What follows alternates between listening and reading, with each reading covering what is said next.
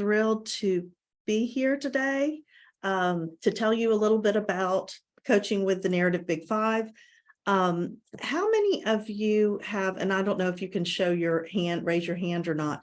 How many of you are familiar with the Big Five or the five-factor model of personality?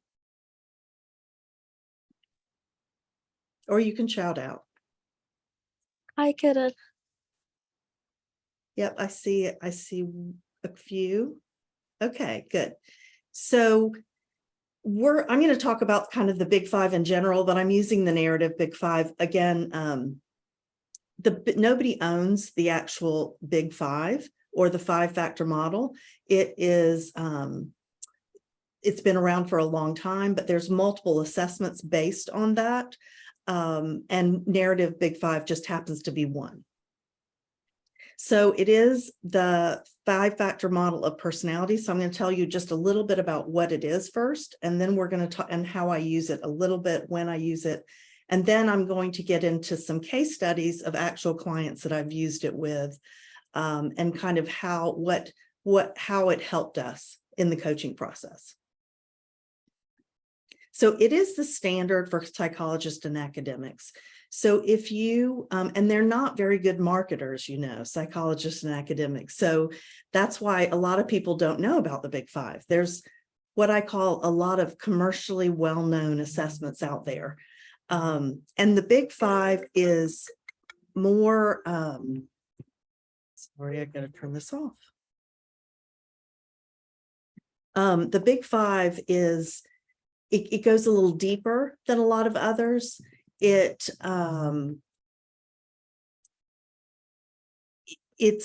more, it shows your scores on a continuum.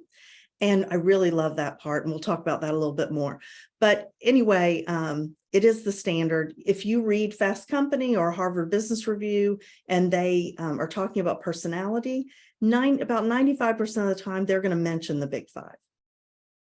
It is based on empirical data, and that's different than a lot of assessments out there, personality assessments.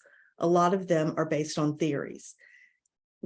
In the early 1900s, psychologists got together, a bunch of psychologists got together and came up with all the words in the human language that describe human behavior. And they took out words that were more just descriptive of physical features or something. It was all about human behavior. So I think they came up with about 4,500 words, and they analyzed those words across the globe in multiple languages and came up, and always these five factors came up, and I'm going to go through them in a minute. So it is based on that data.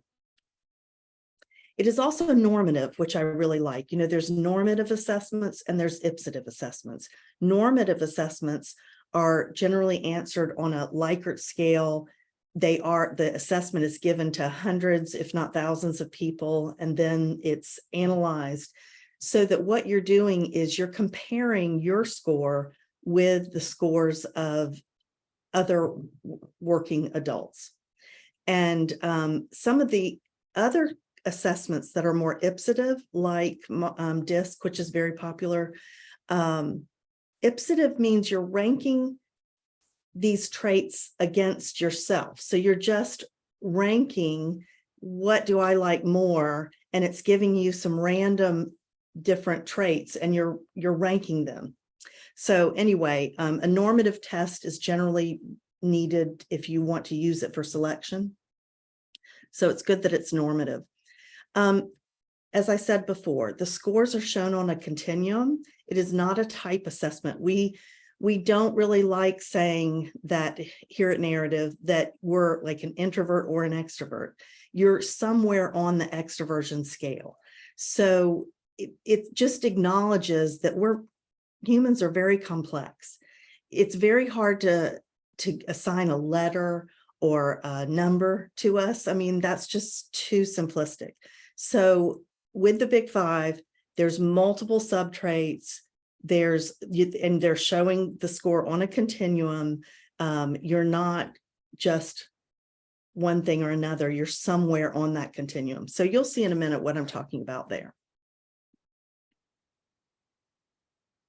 And like I said, narrative Big Five, it's just one of the Big Five assessments.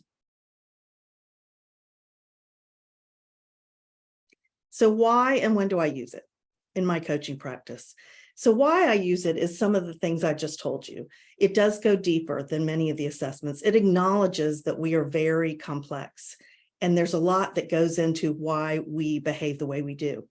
I also, a lot of times, am very careful and clear to tell people that we're only talking about personality when we're talking about this specific assessment. People are very complex. We behave the way we do for so many reasons. Not only personality gets to how we like to approach work, but then I give other assessments, and there's so much that goes into why we do what we do. So there's also the whole layer of motivations, what motivates us. There's the whole generational influence. There's our experience from birth. There's intelligence. I mean, there's skills, talents, all kinds of things. And so when I talk about personality, I'm very clear to say, this is just one layer and we're diving deep today, but there's a lot of other things that kind of go together and are totally integrated and then come up to why do we behave the way we do, and why do we say the things we say and communicate the way we do. So just to make that clear, but the Big Five is a really good way to show that complexity. I also, what I really, basically what it comes down to is once I know what someone's job is or what job they want to have, I can relate the traits and where they score on them to their job. It's not about performance, because even if someone doesn't have a trait or scores very low on a trait or high on a trait that they need something different, they can still perform really, really well. But it will be more draining for them than someone who is more natural, who scores more naturally related to what that job is needing. Now, I'm very clear that regardless of where you score, and you're going to see it, there's a low range and a high range. Low does not mean bad. High does not mean good. It's just a way to show them. So every trait can be a strength, and every trait can be a challenge. It depends on what situation you're in. So it's really helpful to help my coachee understand what their strong traits are based on their job and what their challenges are based on their job.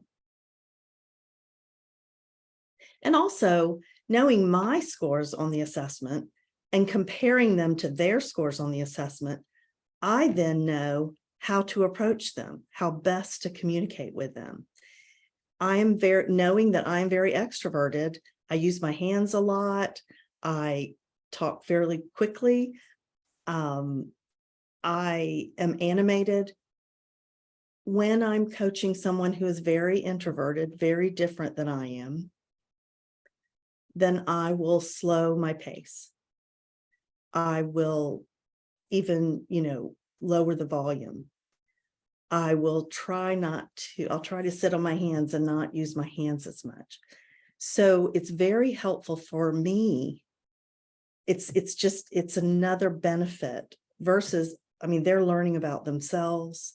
They're learning about what their strengths are, how that relates to their performance or their passion for something. But it also is really helpful for me to know how to work with them.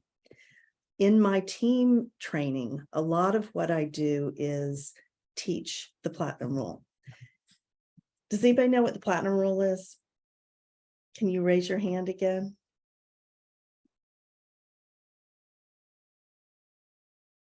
I see a few. So the Platinum Rule is to treat others the way they want to be treated. Treat others the way they want to be treated, not the Golden Rule, which is treat people the way you want to. We tend to treat people the way we want to because it's easy for us. We think, oh, I love being up in front of people and everybody telling me how great I am. So I'm going to, when my direct report does something great, I'm going to stick them up on the stage and talk about how great they are. But what if they're embarrassed by that? because I like it, it's natural for me to assume that they like it too. But if we use the platinum rule, we're thinking about them and what they would want, and we're trying to learn about what they would want. So if I'm a coach and I know what my coachee prefers and how they prefer to do things, I'm going to make them more comfortable. I'm going to influence them more. They're going to be more open to me. So there's so many reasons why understanding their scores and understanding my scores and how they differ really helps with coaching. So that would be one of the big messages that I think I would give you today. And then when do I use it? I use it with every coaching client. I also use several other assessments. I use a motivations assessment. Some people call it a values assessment. I think that word values has a lot of weight to it, so I like motivations better. I also many times will do a 360 feedback assessment where you're asking for others' feedback on performance, and that's helpful as well. So I want to show you just the 5 super traits. And it sounds like a lot of you are not familiar with the Big Five. So I want to go through and just explain kind of each side of each spectrum, each of the 5. I'm not going to go into the depths of the subtraits. There's 23 subtraits there's 4 to 5 subtraits under each of these. But I am going to start at the high level just so you have a sense of what the Big Five is about. And I've asked, I think Hytham, I'm sorry, I haven't gotten to pronounce your name correctly. I think I asked if you could get it in the chat. Were you able to do that? Sure, within a couple of minutes, it will be there. Okay. So if you'll look in the chat in just a few minutes, you'll see there's a 1-pager that you could pull up. And I'd love for you to, and if you can't pull it up, that's fine. You can just write down resilience and tell whether you, when I'm describing each side of the spectrum, maybe decide where you think, estimate where you think you score on the left, the right, or in the middle. So resilience is about how we deal with stress. What's interesting about resilience is it's the most researched trait. However, you will not find it on many other assessments. So, and I will tell you that in other Big Five assessments, this super trait has been, it's flipped, and it's called neuroticism or need for stability. As I said, there are strengths to all sides of the spectrum. And so I really wanted to turn this around to resilience. I think resilience is a much better word to describe. People don't want to be told that they're neurotic. So resilient, if people score on the high end, they tend to be very calm, cool, collected, composed, get right into problem solving mode when there's a problem. They tend to be more optimistic, tend to be more confident. So that's a lot of really strong strengths in general. Generally, in most situations, it can be an asset to be calm and composed. The challenge for a lot of people who score high can be, depending on their other traits, they can seem aloof and uncaring and maybe intimidating. And that can be uncomfortable, especially for people who score on the other end, on the left-hand side. So people who score on the left-hand side tend to they worry a lot. They can get irritated. They think of all the things that can go wrong in a situation. And by the way, we need those people for risk management, system testing, compliance. They think about what other people think and may take some things personally. they tend to need to process when a crisis happens before they can get into problem-solving mode. So there's a lot of things that are hard to deal with there as far as stress is concerned. So that's their challenge, is dealing with that stress of worrying and getting irritated, et cetera. But there's a huge number of benefits and strengths of having those traits. Those people who score low tend to be very passionate. They can be very caring. They want to they're very good at customer service. They take on those customers' issues as their own and they want to fix them. So there's a lot of strength in scoring low on the resilience. Then when you get in the middle, people, it depends on the situation, probably how they react to a situation. If they're reacting more in a calm and cool way on the high side or more of a reactive way on the left side. Now, when I'm describing these here for you today, I am describing the very high end and the very low end. I'm kind of describing someone who purely rates that way. When I get these reports back, many times someone will be a worrier, but they might be composed and they might be optimistic, but they're not as confident. So, mostly a lot of times you're not going to find someone who scores purely high or purely low. But when I was describing those, where do you mostly relate to? The high, the low, or somewhere in the middle? Okay, I'm going to go on to extroversion. Extroversion is more than just how sociable or gregarious or how much energy I get from being around people. It's also about, on the high end, people tend to be more assertive. People tend to be very approachable and warm, energetic. They like to lead. Again, I'm speaking of someone who's purely high in extroversion. People who score low on extroversion, more introverted, they tend to be more reserved, guarded. They obviously need more downtime to gain that more extroverted energy back up. So it's more than just how gregarious or sociable you are. People in the middle, we like to call ambiverts. They don't really feel they're an extrovert or an introvert. It depends on the situation. So for any of you out there that have always kind of been on that line, you can now call yourselves an ambivert. So think about where you score there. And you also may want to think about where one of your coachees scores on these. Openness is the third one. This one is extremely important when it comes to the workplace. In general, it's about how open you are to variety and new things, but there's a lot more to it. So people who score high on openness are the ideas people. They love ideas. They love brainstorming. They think in the future. They think about, a year, 2 years down the road. They tend to be big picture, tend to be complex thinkers. People who score on the low side are the doers. They get things done. They're the implementers. They tend to like their routine. They don't mind doing the same thing over and over. They're going to improve it a little bit each time, but they know what they're doing. They tend to be more experts, and they tend to think in the here and now. So those two people that I just described are extremely different. And we need the people who score in the middle to do that translation between the ideas and making them happen.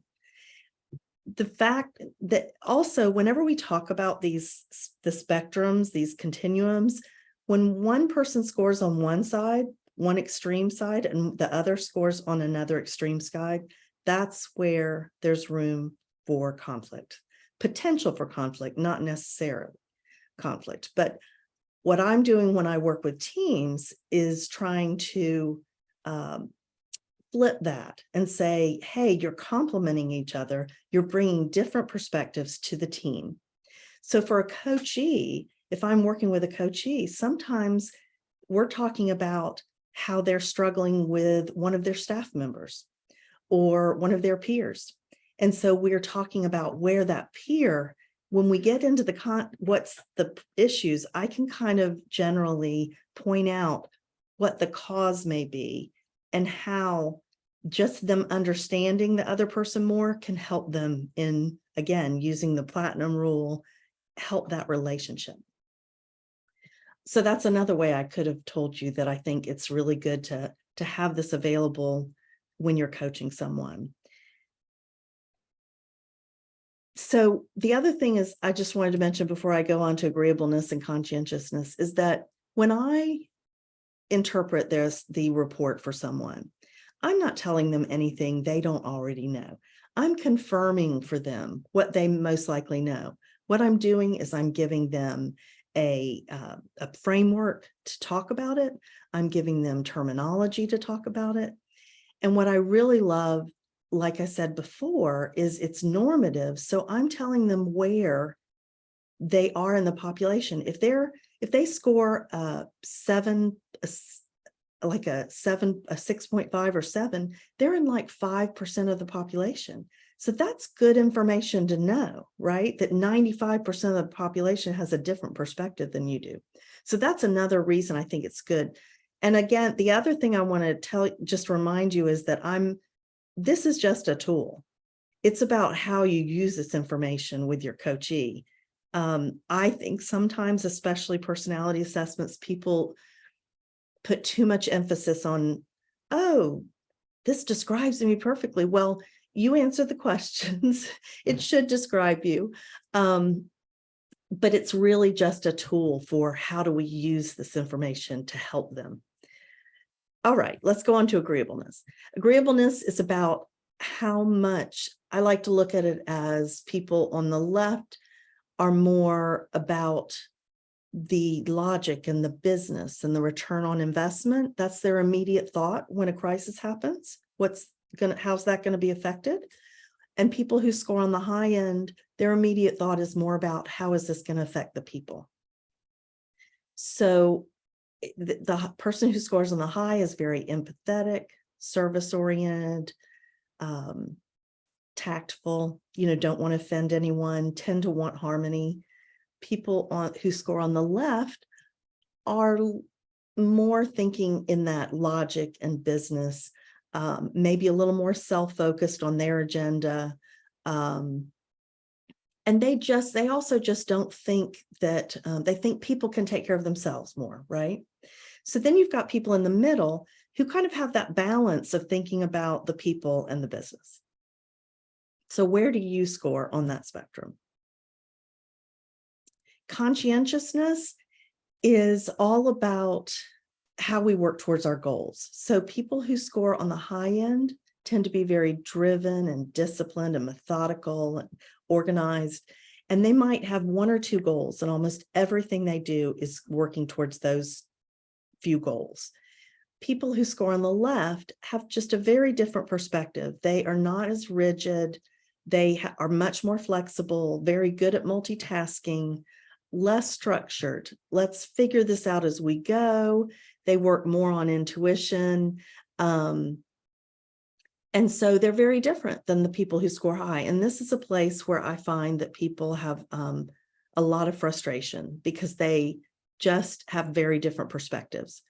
People who score in the middle, maybe they're somewhat organized, somewhat methodical. Maybe they can focus pretty much at work, but at home they're more spontaneous. So where do you think you score on that? And feel free to interrupt me if you want to tell me what's in the chat, or if you have any questions, I'm happy to be interrupted.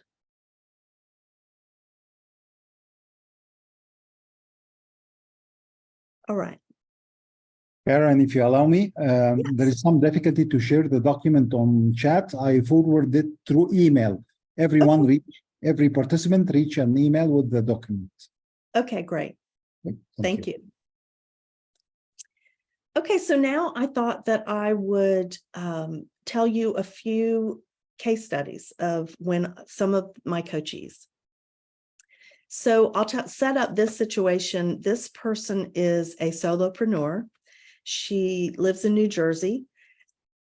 She's very charismatic, and she has like 4 or 5 different businesses.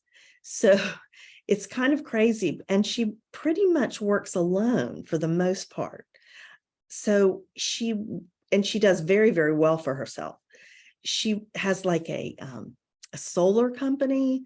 She does some of those multi-market companies where she sells for a company, sells products for a company and has like a team of people selling. She even does Instacart. I don't know if you're familiar with Instacart, but basically it's where people they're delivered, their groceries are delivered to their home. So she does very wide range of things and does very well, but it's mainly on her own. So she ends up not being very efficient because she doesn't have people to delegate to, and she's working way too much. So that's the situation. So I do not expect you to be able to, maybe, I don't even know if you can see this exactly, but I'm just going to point out, but I am going to point out to you what her strengths in general based on what she does and her challenges based on what she does. Because in general, this personality assessment and really no other personality assessment should say, here's strengths and weaknesses, because again, there's strengths on wherever you score, and there's challenges wherever you score. It depends on the situation. But for her particular job and her particular situation, I'm saying what I think her strengths are and her challenges are. So this is just one of the summary pages that's in the report. On the left, you can see where there's the resilience and then the 5 subtraits underneath it. Extroversion, the 5 underneath that. I don't expect you to today learn all this. I just want to kind of point out that I'm using the assessment to help identify what I'm talking about.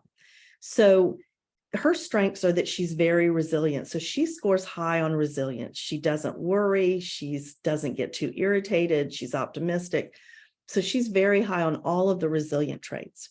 And that has served her well as a solopreneur.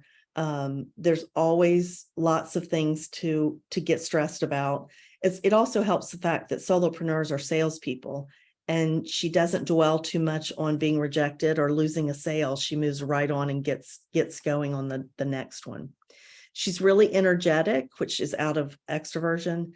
She's also very disciplined and driven, which is down here under conscientiousness. So these are some of the strengths that have made her successful in these businesses.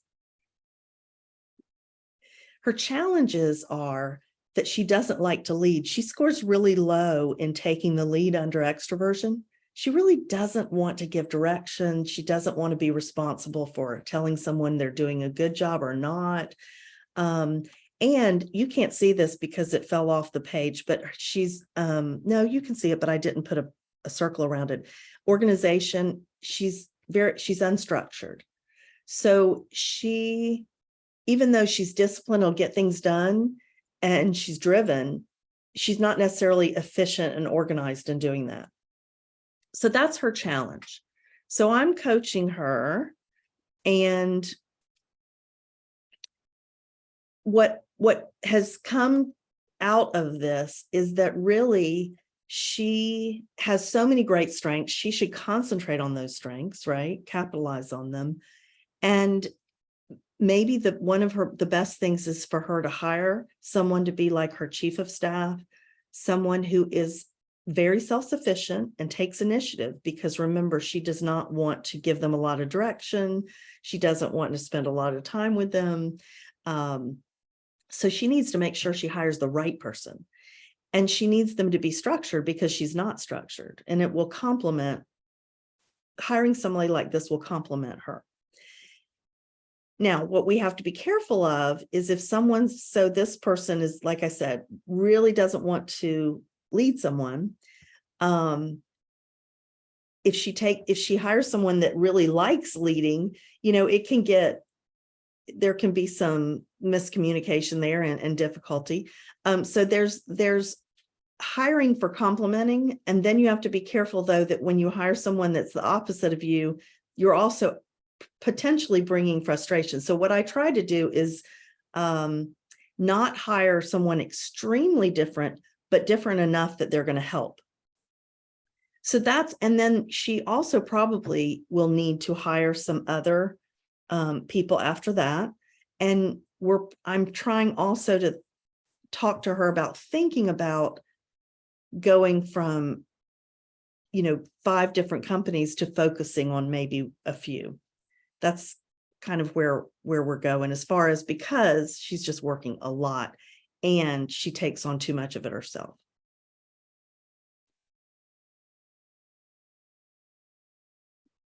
And again, if anybody has any questions, I'm really happy to answer them. The next one I'm going to talk about, oh, go ahead. Did you have? I guess me again as a participant, if you allow me. Yeah. You mentioned that she can hire another one with different personality to overcome the gaps that you have. And you mentioned it's very important to make the alignment because they coming from different worlds. How much it can be easy to agree on the global vision or the big picture. Usually diversity make a lot of conflicts. How we can make this agreement at the beginning? Yes. So it's that two things can be true at once, right? You have to agree first. Yes, you have to agree that there are gaps, right? And that it's important for your business and for the goals that you do fill those gaps, but also being realistic that filling those gaps, it's not going to be necessarily easy, that you have to understand that having someone with different perspectives, you have to continually remember to appreciate why you hired somebody that's different, right? That thinks differently. It's good for your business. So it's almost like continually keeping that in mind. And the other thing is, I generally hire for the job, for what the person is going to do. So job is primary. Then secondary is who they're going to work for. And I may massage that. So what I do is I give when I'm using it for selection, I give ranges, right? So I think that for whether they worry or not, it needs to be in this range. Whether how assertive they are, let's put them in this range based on the job. It's all based on what the job requires. But then when I look at who they're working for, in this case, the solopreneur, I'm going to look and make sure if the solopreneur is really extreme and I've determined that I need the other extreme from the person, I may move it in a little bit to be more a little bit towards the middle, maybe the high side of the middle. Because of that, you don't want to just have too much of an extreme, but you do want to have that difference. It's very important that the person is set up to do the job, for it to be natural for them to do the job. So it's a compromise, right? And then I also, after I look at who they're working for, I look a little bit at the culture of the company. But I'm really careful about this because obviously, even if you're a company where the leadership is very people-oriented, very agreeable, you still want your risk management person not to be so agreeable, and you want your finance person maybe not to be so agreeable. So I'm careful not to try to hire people for culture, but I will look at massage it a little bit based on extremes. You don't want the extreme opposite of the culture as well. So I hope that helps a lot. Thank you, Karen. And I guess Dr. Haifa and Saif and the chat echoing the question related to how we can reach this solution. Do we offer as a coach, as long as we didn't offer a solutions, or you bring some questions that bring this idea from your clients? Yeah. So the question is, am I proposing the solution? Sort of, because as coaches, we're supposed to be getting them to come up with their solution, right? Is that the question? maybe sometimes we didn't offer solution, but we can use some techniques for questioning to bring the idea in the mind of the client. So what do you prefer and what you practiced in with these clients? I guess this is a question of Saif and Dr. Haifa. Can I say Yes. something? Thank you. Sure. Okay, based on the characteristics or based on the 5B that the B5, okay, that you have just mentioned about that lady. Mhm. So was it that she came up based on the assessment that you have given her? She came up with the idea of hiring someone, or was it like your questions to her based on also the results of the assessment that lead her to have the someone to hire? I think this is what I mean. Thank Right. you.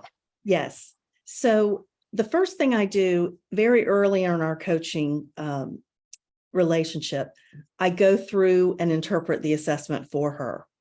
And it's a conversation, right? So I'm saying, you know, the results of this assessment show me that you're very resilient. You don't get too worried, or you don't get too, and I'm always saying, does that sound right?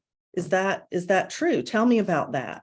You know, do you sometimes have customers that are really worried and really upset, and how do you react to that? And we're having conversations. So and then when we're getting to her pain points, right, which is she's overworked, she has too much to do, she feels kind of overwhelmed, then you're right, I ask a lot of questions. To get her to come to what some of the solutions are. And I will tell you that I am, and I know I always tell my coachees that I am a coach / consultant. So I am not a pure consultant. I will bring in some of my, I will sometimes make some suggestions, but I always make them as, here's something that I tried and it seemed to work for me. May not work for you, take it or leave it. But sometimes I will if they haven't come to some of it, I will do that. Now I know that's taboo for some coaches, right? But I tell my coachees before I start that that's kind of how I work. So I do ask a lot of questions for them to come up, and we brainstorm, but I will provide some suggestions in there as well. And it may be as in a form of question. What do you think about? What would it look different? What would your day-to-day look differently if you had someone who did this, right? That help? Thank you. Thank you, Okay. Karen. Is there anything else in the chat? No. Okay. Thank you. Okay, so now let's talk about this small business owner. This small business owner is, he's only been in business like 2 years. He's also in New Jersey. I'm in Charlotte. I'm in the Southeast United States. They're in the Northeast. I just happened to have some network up there. So he's growing really rapidly. What he does is he goes in after storms and helps, where water has gotten in the house, or, there's been the trees have fallen on it or whatever. He goes in and cleans it all up and does a lot of construction as well as a part of repairing it. So he's growing really rapidly. He has a large team of people. The team is always waiting on him to get things done. Like, he has estimates that are like waiting for him to do the estimates. And so the customers are waiting and his workers are waiting because they're ready to do the job. He is overwhelmed, he's overworked, and he's having to turn business away. So that's the situation for him. Again, I don't expect you to be able to really, to figure it out from over on the left, but his strengths are he's very composed. So everybody thinks that he's calm, while underneath he does worry some, and he is a little worried about what people think as far as his confidence. So he's like a duck on water, right? People see him very composed, but underneath he's flapping. He's stressed. He is very business oriented, so he knows what he's doing, his business acumen. Now, that business orientation is not all from this assessment. It's just my understanding of him too. His challenge is that he's very much less people oriented. So on the left, his agreeableness, he's just very much about the business. So he's not thinking as much about how it's affecting the people, but he is very, personable and that sort of thing. He's also not very disciplined. He's low on self-discipline and he's low on organization. So he's also unstructured. So you can imagine he's basically fighting fires and trying to do some work that he needs to sit and take several hours to focus on, and he's not good at focusing. So again, he has some great strengths, but he also has some real challenges. So he is working too much in the business. And again, like you said, this is all coming out through the coaching, right? I'm talking to him about his pain points. He's telling me about it. I'm asking him questions. We've looked at the assessment, so we can refer back to the assessment to kind of confirm that he's having trouble structuring and organizing and getting time to do his estimates, et cetera. So we know that he needs to work on the business and not in the business. He needs to delegate more because his business is growing. He's gotten to where he really needs, as the leader of the business, to not be responsible for a lot of big tasks that are really people are dependent on. He needs to just supervise those people doing those tasks, and he needs to be able to work on some of the fires that are happening. So we determined that he needs an office manager who is much more structured and organized to keep him organized. So there's some similarities between these two people and their needs, but it's interesting because they're very different personalities. And he needs to set up more systems and processes. So we're in the process of making that happen. And this is not an easy thing because his natural instinct is to do it himself because he thinks nobody else can do it as well as he does, right? So it takes time getting him to be comfortable, getting him to try it, and you know how it is as coaches. It's one step forward, two steps back sometimes, or two steps forward, one step back. But we're getting there. So I want to be cognizant of the time. Do I have time to do another one, or do we want to open it up for questions? We still have time. Our session is 90 minutes and we are in the middle exactly. Okay. Oh, wow, 90 minutes. Okay, I thought it was okay. So the next one this is a controller, which is the person that takes care of the finances in a distribution company. So they actually work with prefab houses, prefabricated houses. And they distribute the accessories around it, like a deck or the water heaters or something like that. There's about 600 people in the company. This person is the controller. She works for the CFO. So she's not in the leadership team, but she's right below the leadership team. The leadership team loves her productivity. I mean, she can get things done. She knows what she's doing, very intelligent, but she comes across as offensive and rude. And she also can tend to think that she's right. And if they go with a different decision that's not what she would do, sometimes they can tell from her demeanor that she's not happy. So while the CFO brought her in several years ago, and she's done an amazing job, what do we call it? She's left people in her wake, right?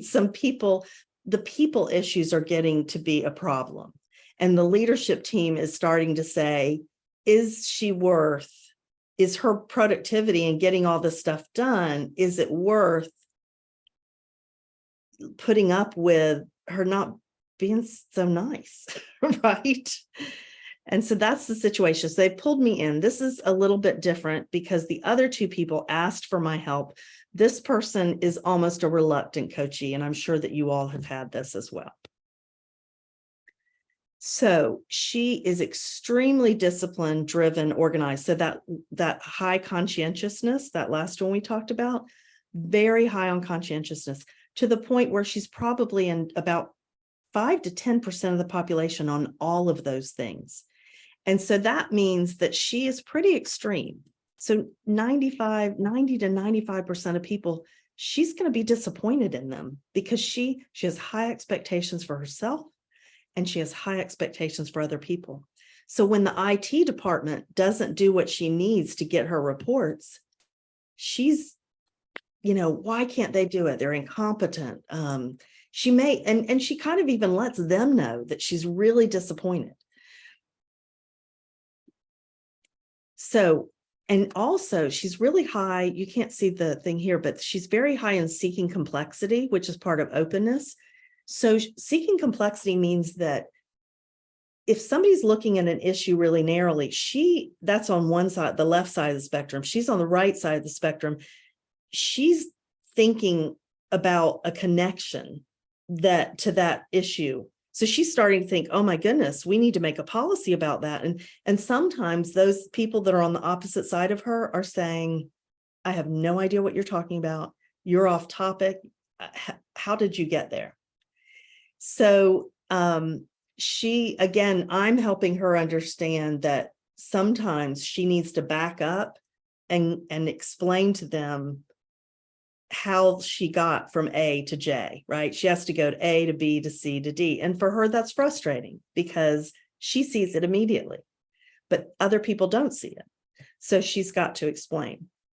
And because she wants to move fast and she has a goal, it's tough for her to do that.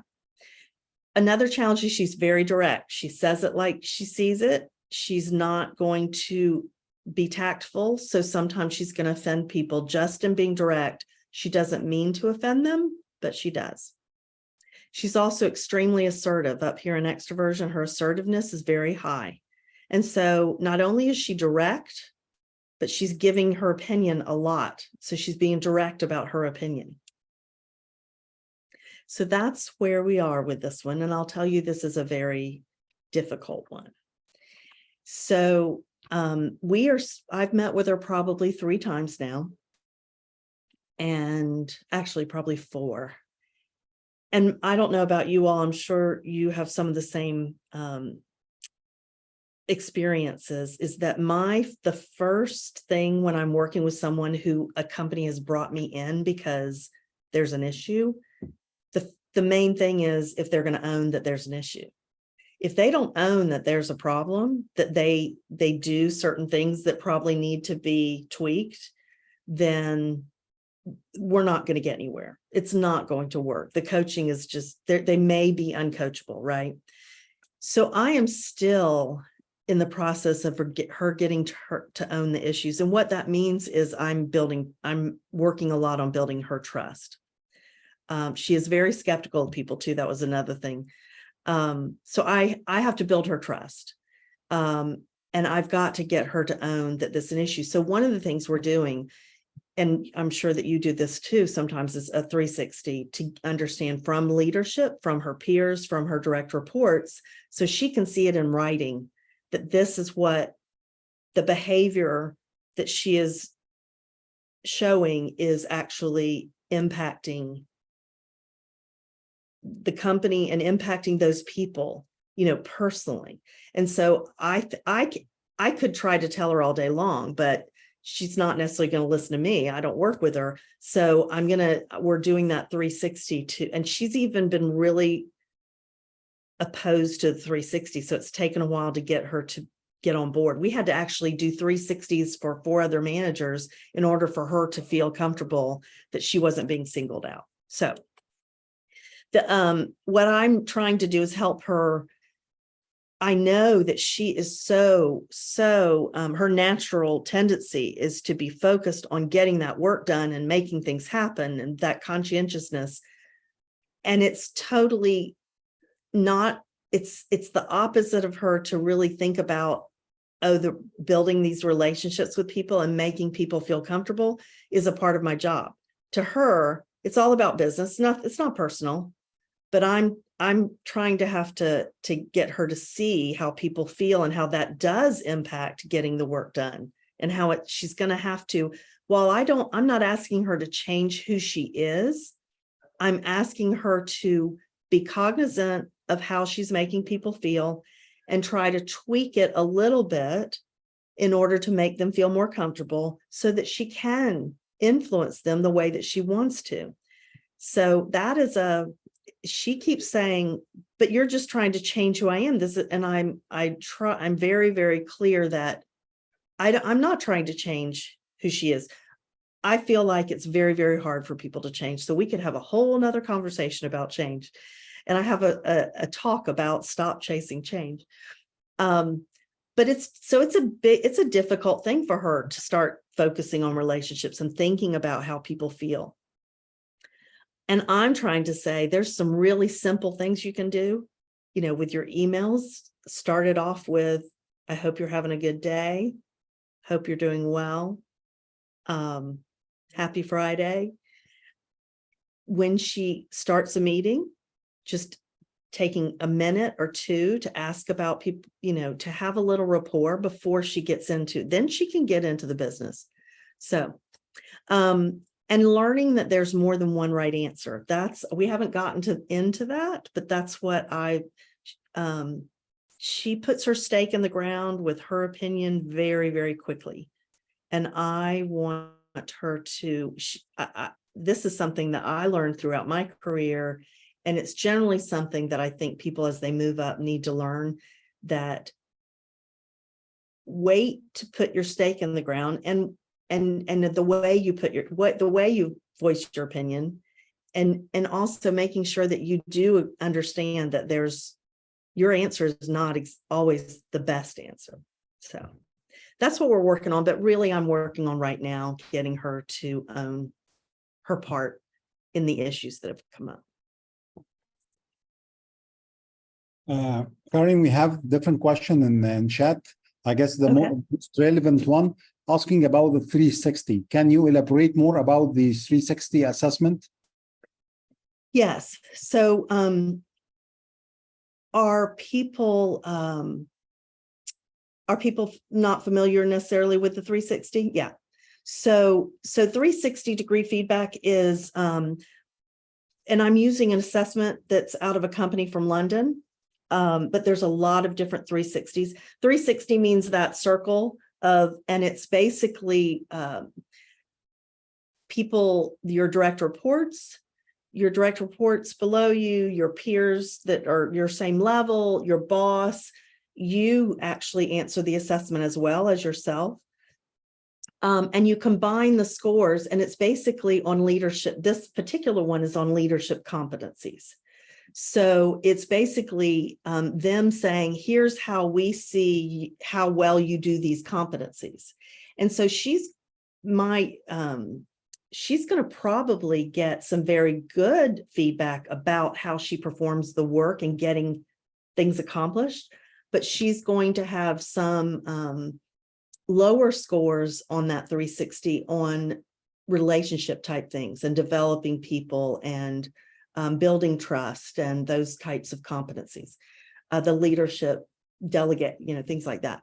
A 360, well, the ones I use in general, you do take the assessment yourself. So you see scores, and on this one, it's about 15 competencies, but there's maybe 8 or 10 questions per competency.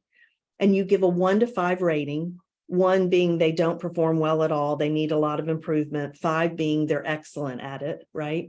And what happens is it shows your scores specifically on the report, how you rated yourself. It shows how your boss rated you, so you can see specifically how your boss rated.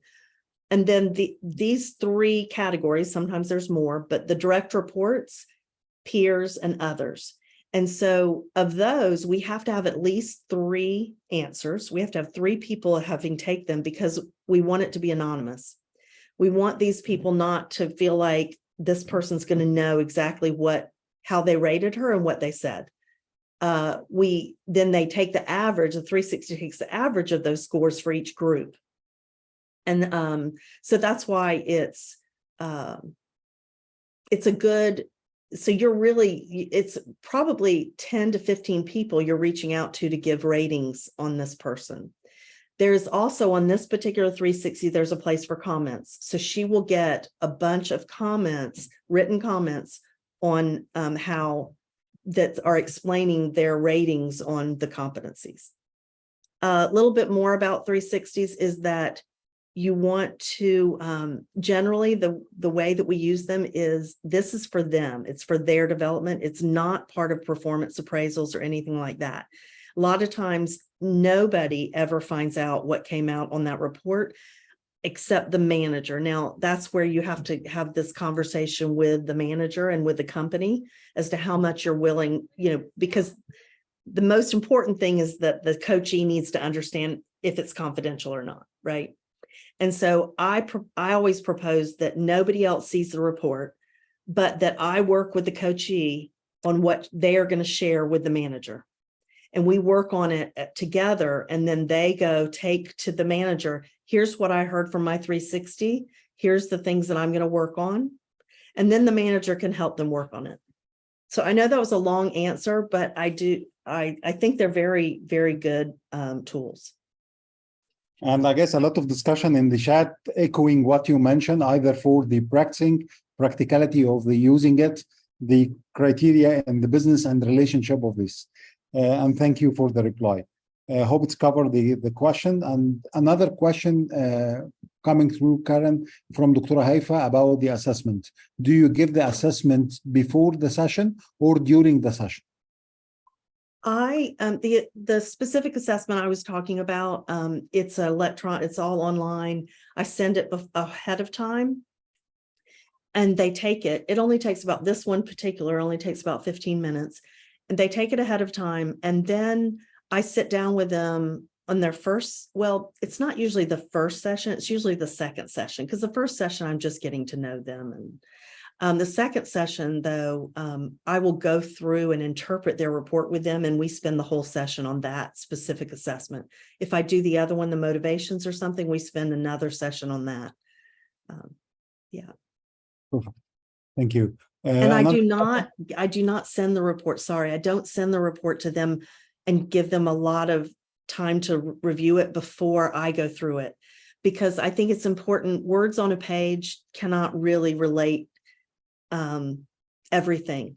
And obviously with a personality assessment, even as much as, because I published that assessment, I tried so hard to make it neutral. Their strengths and challenges to everything. Some people, especially people that score a certain way, can take it very personally. So I never give a report without going through it. Very important point. Another question from Jennifer about, do we need a certification, rights, copyrights training to be able to use the handout of Big Five assessment? Yes. So I'm the one I was talking about, the narrative Big Five, is something my company publishes. So yes, I have a certification. It's about 8 to 15 hours. And the reason I say it's 8 to 15 hours, it depends on how many other assessments you've done and how much you're familiar with assessments. Or if you have a psychology degree and have done a lot of assessments, we can talk about, making it less of a barrier. But what I will say is there's a lot of other Big Five assessments out there, and generally, yes, you would need a certification. Okay. Another point about the 360, about the relationship. The question is, do you think the root of hardship relationship might be rooted from other sources than work? So was this the last person with the relationships? Yes, for sure. This person has very extreme personality has had a rough grew up in difficult circumstances, and I don't even know all the details of the difficult circumstances. And that comes back to, you know, we can't say that everything is about personality or motivations or anything. It's a lot of it is all, you know, our experience and how we've grown up. What I try to do in my coaching is, and she has not like gone into it very much, but if somebody does, you all know that if somebody gets into a lot of their childhood, the issues, you know, I have to kind of back up and say, you know, that sounds like it was very difficult. I understand how that impacts what you do at work, but I'm not a therapist, and I have to be very, very, you know, we all have to be just very, very clear. She has not made that a part of it to where I felt like I needed to have that conversation. But it's clear that there's reasons why she's so skeptical about people. There's reasons why she gets upset. Yes, we're very complicated. You know, we're complicated humans. Mhm. Thank you, Karen. Last question in the chat, then we will open the mic for any question directly to you. Okay. Coming from Russia. Russia asking about, can we use many assessment like 360 or Big Five or other with the same person over the coaching journey? For sure. Yes. So I sometimes some people like one of those, the last person who works for the company, I've given her the Big Five, I've given her a motivations assessment, and we're doing the 360. All the assessments are coming from a different angle, right? Now, I do think that you can use too many sometimes, and it can be overwhelming. I think sometimes people give like multiple personality assessments. And I think I personally would suggest making sure that your assessments are kind of geared toward very different things. Now, you might give an emotional intelligence assessment, and that's going to have some overlap. But I just would be, I always want to not overwhelm people with too much, because there's always going to be, with different assessments, there's going to be some contradiction. And you have to be what you're trying to get to is clarity for them. And so I would just suggest, yes, I think using multiple assessments is good, because because like I said, all those different layers. And the 360 is a very different thing, because that's asking other people to tell you what they see, what their perception is, and it's on competencies and it's on performance. So it's a little bit different, but it does definitely give you a lot of good insight. The other assessments generally are self-assessments, right? Perfect, thank you. I will leave the floor for the questions. Please, if you have any question to Karen, open the mic and ask it directly. If anyone has a question. I've written my question, but I can just ask Karen. First of all, thank you very much for this informative session, Karen. And the second thing is, okay, now you have got the report from the client or the coachee, and you are discussing the report with him or her. And in the middle of this discussion, he or she changed her mind. Oh, no, I didn't want to say that. I wanted to say something else. What would you do? Thank you.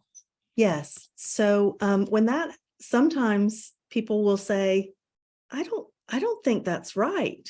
You know, generally they say, oh yeah, this is me, because they answered the questions. But sometimes they'll say, let's just pick an example, approachability. This says I'm not approachable. I'm approachable. So when what happens then is I ask them a lot of questions. So I ask them about, okay, let's say that they say they're approachable and the report says they're not approachable. I start asking them, well, has anybody ever told you that you're intimidating? has anybody ever told you that it's hard to read how you're feeling? Has anybody ever told you that it is hard to approach you? But if they continue to say, no, I'm very approachable. I'm very transparent about this. These are their scores. They answer the questions. They know themselves more than anybody.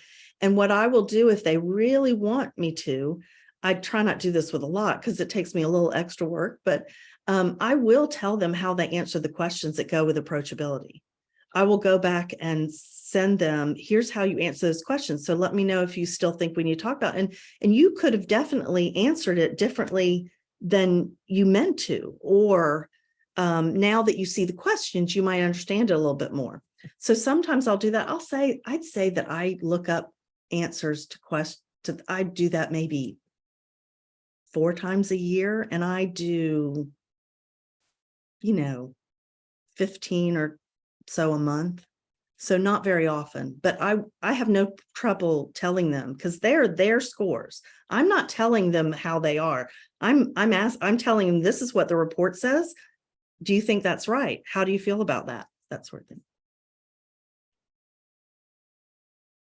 Perfect. Any more questions? Someone's raising their hand. Absattar, please.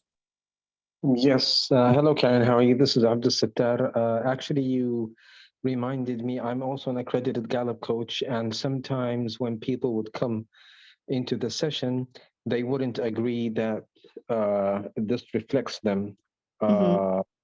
And they would say, no, there's something wrong with this. And that's why another approach could be is that you would always, name it, aim it, and then claim it. So basically, you would try to make them understand what it means, and then, as you said, ask them questions. So, and that's why I wanted to ask you a question on the case study you gave us. Maybe she didn't accept a few of the points, but then the questions you asked her did make a difference, and she started to see things in a different way. Yeah, we're in the middle of doing some of that. So yes, one of the things I'm going to ask her is one of the way that she's treating her boss. I'm going to ask her about what if your direct report, and I'll use her name, did some of these things, and I'll describe what she has done with her boss. Y'all know that trick, right? Let's have her, let's not talk about you. Let's talk about your direct report, Kristen.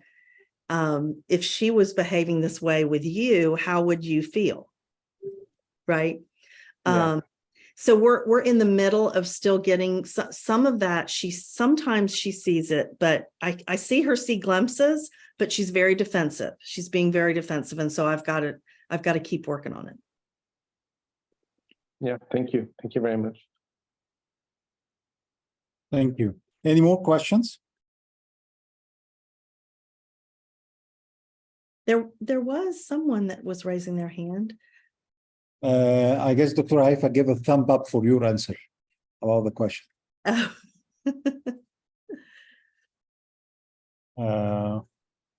Yes. Very thankful, very grateful, really. It's a very productive and very interesting assessment. I wish I could apply all these kind of assessments. Thank you, Karen. Oh, you're welcome. Thank you, Karen. I share the Word file with all the participants through email, so they can follow the Big Five. And we reach the end of our session. I want to extend our gratitude for your effort, Karen, and your informative presentation here. We are happy to having you, and thank you for giving us the big idea of the Big Five. It's very good to share. Thank you. Highly appreciate it. The acknowledge and the gratitude from everyone through the chat and through emoji. And if we allow us to share the we care about your voice, so please, you can find the link of the evaluation or take a QR code for the session evaluation. Give us the insights how we can go forward. And we have to mention that tomorrow we will have the next webinar with Haitham Shaheen, the Regional Director of ICF. He will talk with us about the future of coaching. Tomorrow we have two sessions. First with Haitham Shaheen, then we have Samira Ali Baba. After this, it will be in 7 p.m. So see you tomorrow in the two session. And thank you, Karen. Thank you, everyone. Thank for you that. so much. I enjoyed it. Really, thank you. And see you there. Thank you, everyone. Bye-bye. Bye. Sorry.